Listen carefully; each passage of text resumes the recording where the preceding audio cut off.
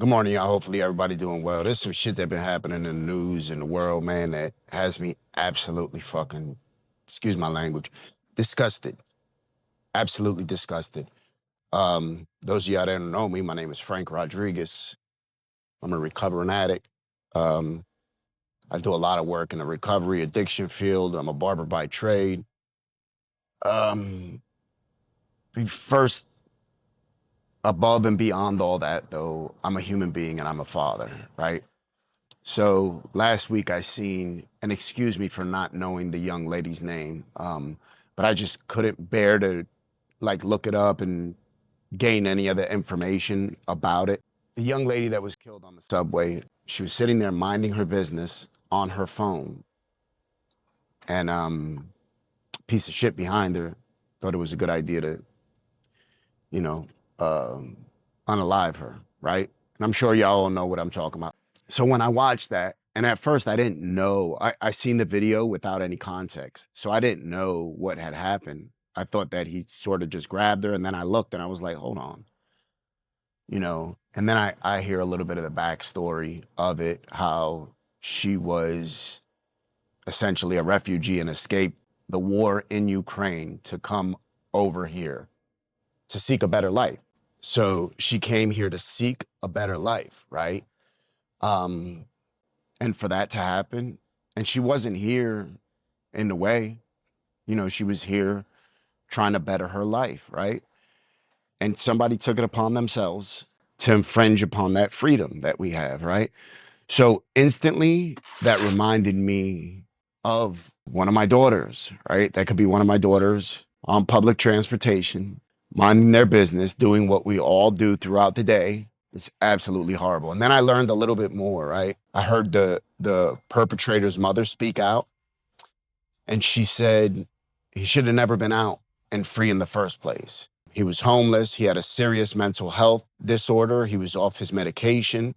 He had been locked up months prior to that, and the judge let him out because he made a promissory note saying, I'll keep myself out of trouble. So they gave him ROR bail, which means release on recognizance, right? So they just let you go and you just promise to show up to court. The mother was saying this man shouldn't have been out. So we can't keep somebody in jail just because they're homeless, right? But everything else that falls in line with this, and I believe, and now that I'm doing this little video, right, and doing this speaking head about it, it's gonna make me go and look into it more. Purposely didn't want to. We all have enough going on in our own lives that any more that we bring into it isn't very good for our mental health and just our emotional state, at least not for me.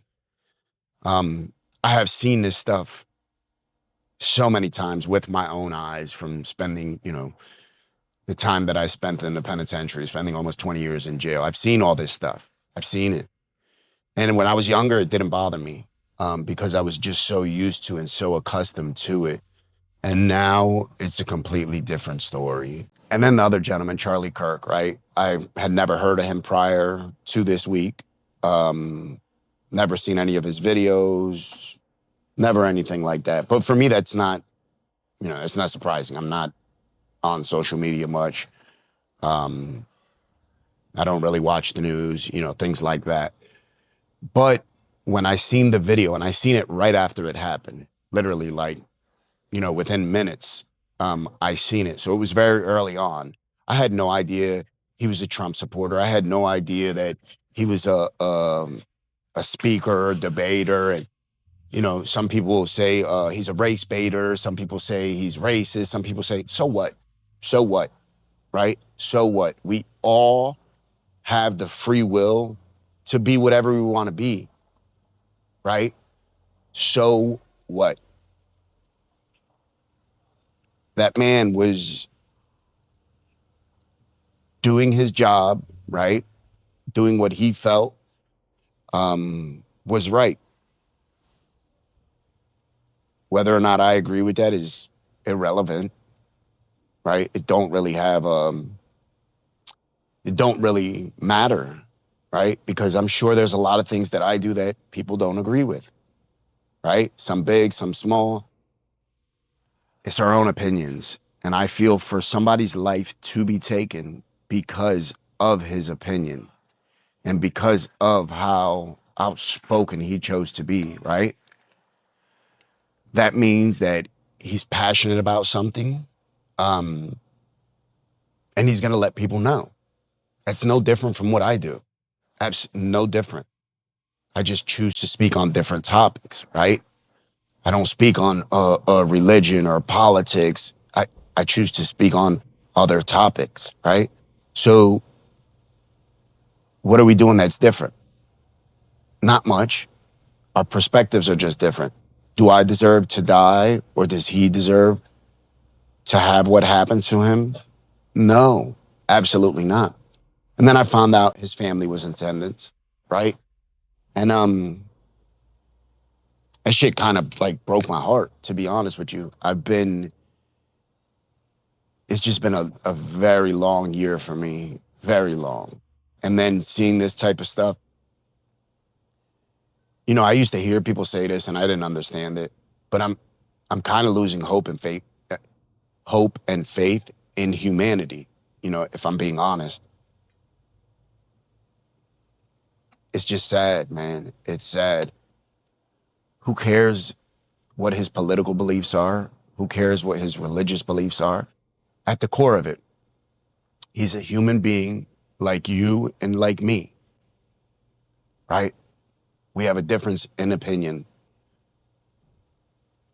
Would it be all right for somebody to do that to me because I have a difference in opinion? Absolutely not, right?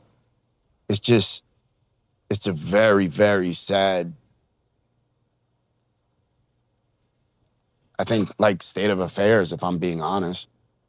You know, this shit is, I hate it. I hate turning on the news and seeing this type of stuff. It makes me fearful for the future. It makes me fearful for my children. And that's part of the reason why I choose to parent the way I parent, right?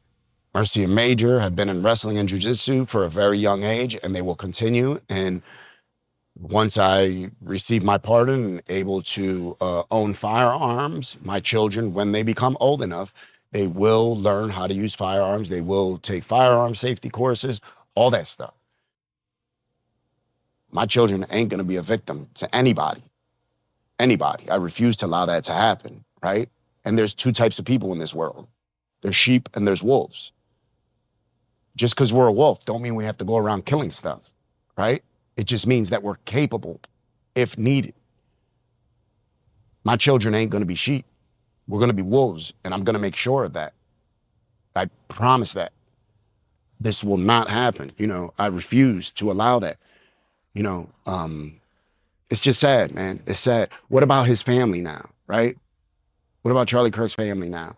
They have to live with that image burnt into their head. And a lot of people might not understand that. When you see somebody that you love and you care about in that type of condition, that image never leaves your head. Never. I promise you. I've had to experience that. I still see my mother on that corner slab when I had to identify her body 21 years ago. I still see that now. All right.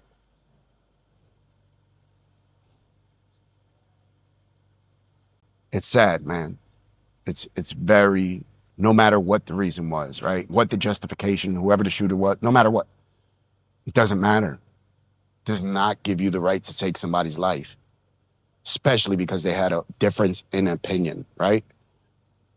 For me, I feel like anything short of hurting women and children, you know, I think those are like the only type of things, and I heard somebody say, matter of fact, it was Charlie Kirk also. And this is the clip that I seen of him that I was introduced to him. We should bring back public executions, right?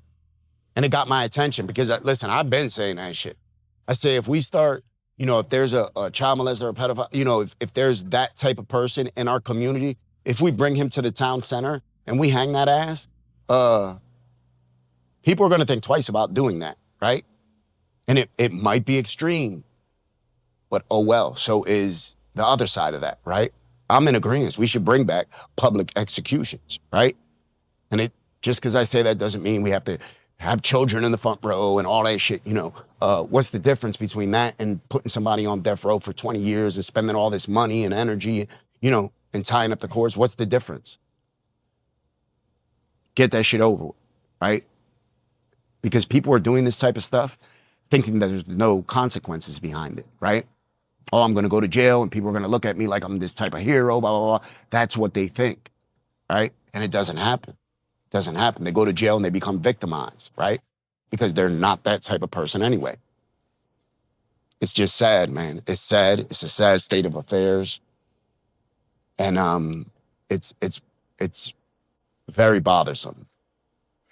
And for me, with anything, I think our biggest tool is our voice, right? That's the biggest weapon we have. I thank y'all. I know this is a very different video than I've ever done, but this has been weighing heavy, very heavy on my heart. And I just wanted to take a couple minutes to do this. I thank you guys. Remember to be kind, loving, and patient. Please stay prayed up. Please continue to pray for me, Mercy, Major, and Rachel. Just pray for my entire family. I thank you guys. I hope you have a blessed day. And thank you. Gotta give.